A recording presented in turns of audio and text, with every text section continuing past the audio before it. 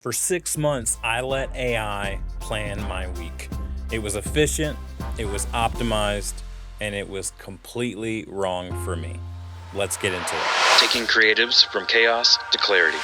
Welcome back to Creativity Made Easy, the podcast where we transform creative chaos into clarity. This is a podcast for all creatives, designers, photographers, writers, and all creative entrepreneurs who might be seeking maybe some practical or actionable strategies to grow their creative business through some efficiency. I'm your host, Dustin Peed, creative process consultant, and I help creatives and agencies know themselves, their process, and their teams so that they can create with efficiency as they scale together. Now, I want to start today's episode with this quote from Norton. He says, "I think the human race made a big mistake at the beginning of the Industrial Revolution. We leaped for the mechanical things. People need to use their hands to feel creative." And that really hit me because about, 6 months or so ago, I started having AI plan my weeks for me. In fact, I did a whole episode on it. Episode 125, I had one of my friends and clients, PJ Tal of 43 Creative on. It was a long and clunky episode. If you made your way through it, thank you. But through the process of that episode, I realized that I was kind of forcing this. And even when I was using the AI, which I was using Claude, which I still use Claude for a ton of things, and I love it. Even when I was using it, it was super efficient, and it did expedite the process of me planning out my weeks. Or if you're familiar with Michael Hyatt's Full Focus Planner, he has what's called the weekly preview. Me, all my clients, we all do a weekly preview. In fact, I'm recording this right now on a Sunday, right before I do my weekly preview. And what I used to do in the AI process, you can go back and watch episode 125 if you want. It's super clunky. But let me just kind of take you through how I used to do it. And you'll probably pick up on a few things for me. But the appeal I want to start with was being able to kind of mind dump anything without organizing my thoughts first, which I still do that. I still use that tactic all the time, right? I would dump every thought that I had, every task that I had into the AI, into Claude, right? And AI would take all that chaos and create structure out of it through the project that I built, right? And for months, it felt like a superpower. But then I noticed that I wasn't actually more focused. I was more organized. Maybe even not more organized. I was more efficient. Let me say that. I was more efficient. But I was not more organized. I was still having to think of the context in which the things I had to do. I was so disconnected from what I actually had to do that week because AI did it for me and I didn't think through it myself. And that's the first thing I want to bring up today is when efficiency becomes the enemy. You see, AI made planning faster, but speed isn't the same as clarity. So what I was doing is I was using AI to organize my weekly priorities for my brain dumps and take all my tasks and all my meetings and everything like that and give it to me straight. The promise was that it was going to save me time and it was going to get me organized faster, right? But 87% of creators use AI daily, but creative agencies are cautious about over automation, and I think to a certain extent, rightly so.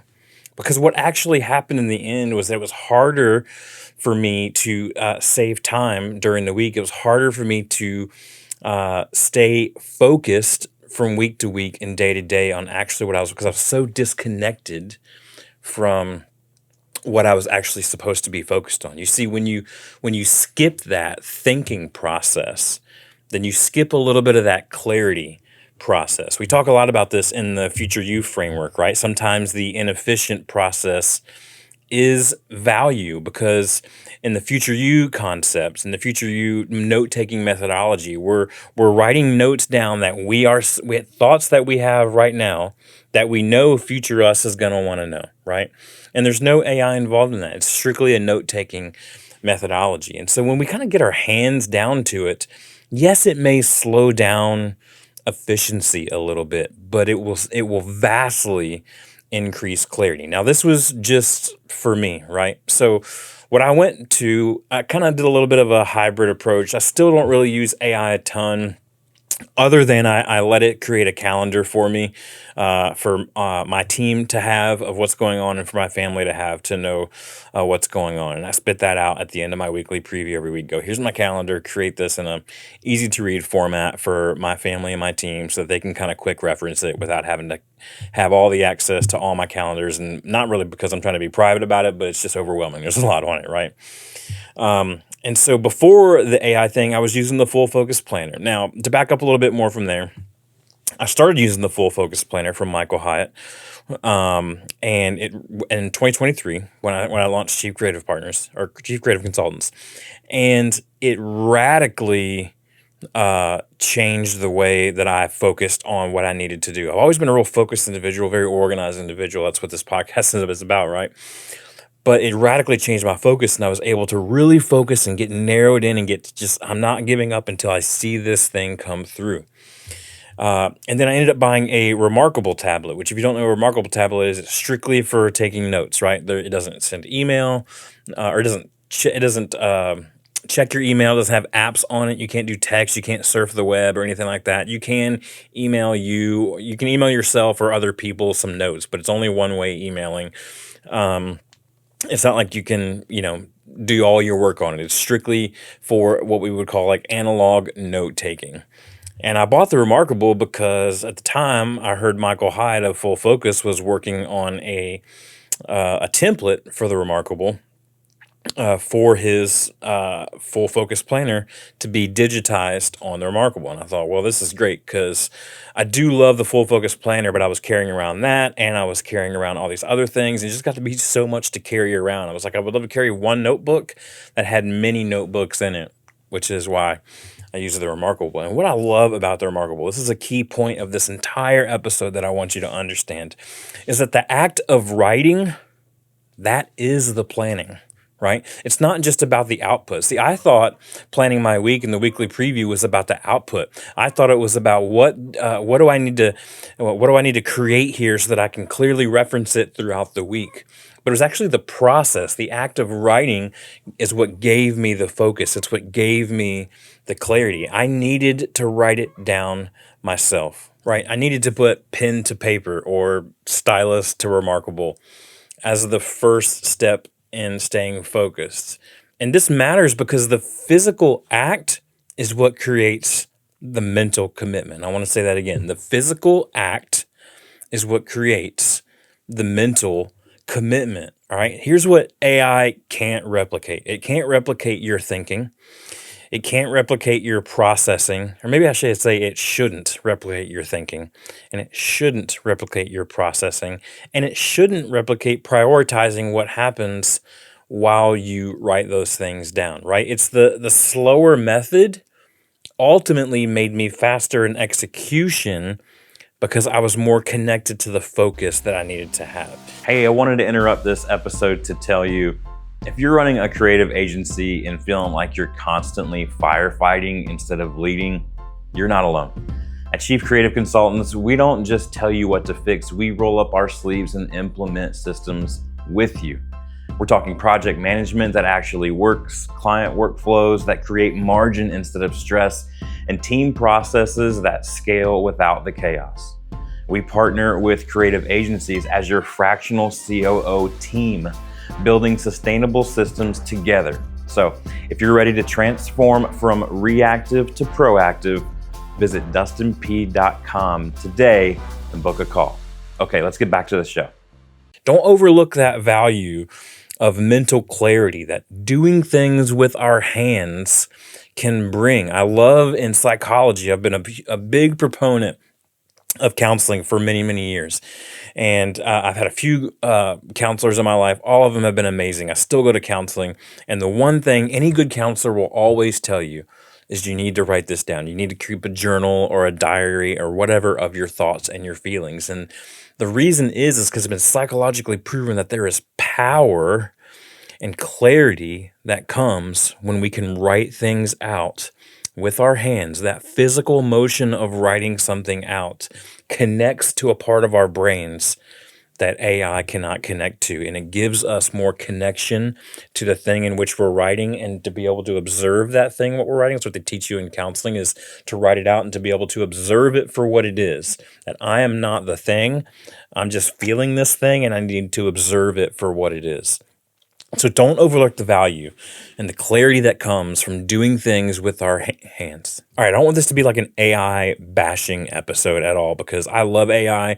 I use it every single day. But I want to be clear here. AI is a tool for distribution, not a tool for decision making. So I still use AI for weekly calendar email, like I said, to my family and my assistant, my team, right? The difference is, in that scenario, is I'm using AI for communication, not necessarily for clarity, right? Again, everything always comes back to this 80-20 rule. I don't know why. Everything in life is 80-20, 80-20. It's rarely 50-50. It's usually 80-20, right? The human for strategic and AI for routine. If it's strategic, we need it. If it's routine or automated or formatting or distribution, we can let AI do it. And that can be 80% AI and 20% human. There's times for that.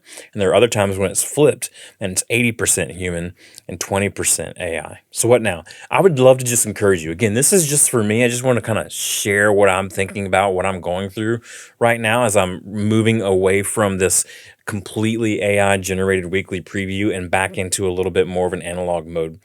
One thing I want you to try this week, or a few things I want you to try right now, if you're up for it, is an analog test, right? Try 1 week of manual planning, whether it's on a paper or iPad or Remarkable or any other kind of tablet.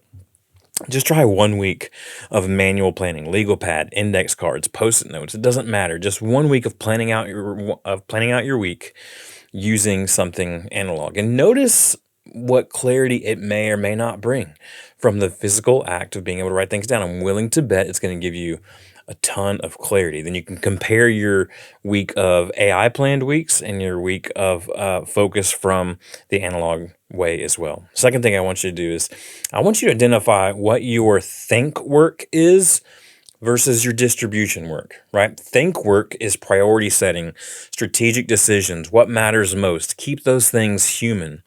But the distribution work is formatting, sending, organizing, automating. AI can help for all those things. Use AI for distribution, not necessarily always for thinking.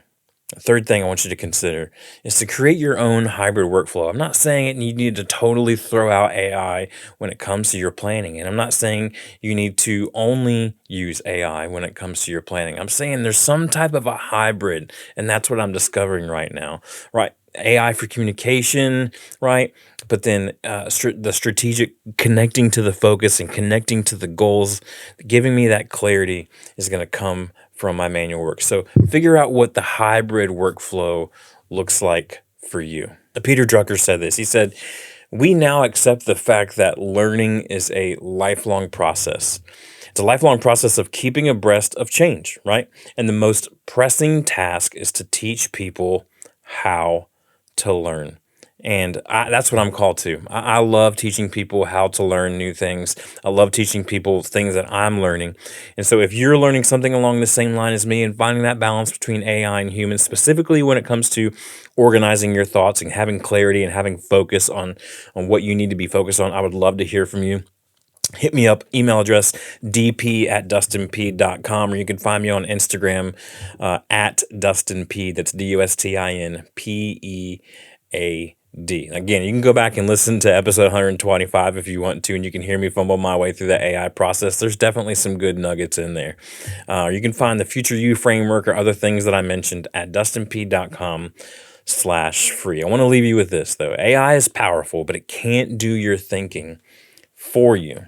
The clarity that you need, it doesn't come from vaster organization. It comes from the act of processing, prioritizing, and committing to the act yourself.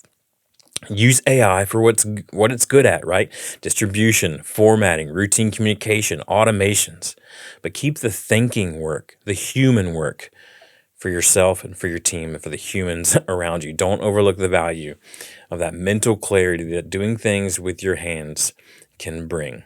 Next week, we're going to be back with another episode of Creativity Made Easy. We're going to talk about from maker to manager. This is something that I just finished taking a handful of my clients through, and I can't wait to talk to you about what do you do when your creative control becomes the bottleneck. And we're going to talk about the identity shift that creative founders have to face when it's time to lead people and not just make great work. Cannot wait to talk to you then. Have an amazing week. We'll talk to you next time on the Creativity Made Easy podcast.